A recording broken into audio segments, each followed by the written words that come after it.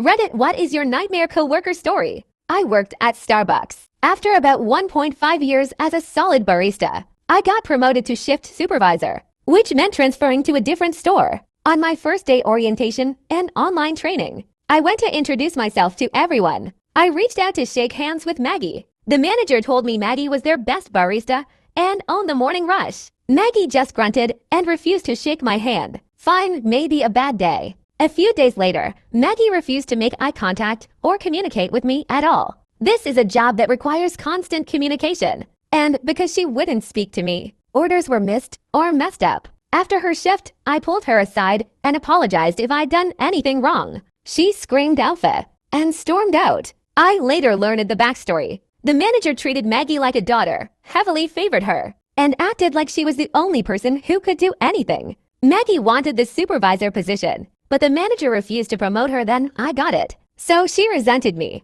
At first, I felt bad for her. That didn't last. She regularly skipped shifts if the weather was bad. She yelled at customers or spoke very harshly, insisting they like it. They know I'm kidding. Customers would come up to me and say how nice it was when Maggie wasn't there because no one was yelling. She'd intentionally do tasks poorly, then claim she was the only one capable of doing them. Eventually, it became obvious that she was the one demanding all these extra responsibilities. Things came to a head when I explained calmly that I needed her to verbally confirm drink orders, the same standard I held for everyone, including myself. She was bigger than me and suddenly lunged forward, red-faced, screaming that she was going to hurt me if I didn't stop getting in her face. I reported this to the manager. Her response: Maggie was the best barista. She owned the morning shift, and I just needed to listen to her. When I asked why I was the supervisor if I had to take orders from Maggie, the manager said, "It's just easier this way."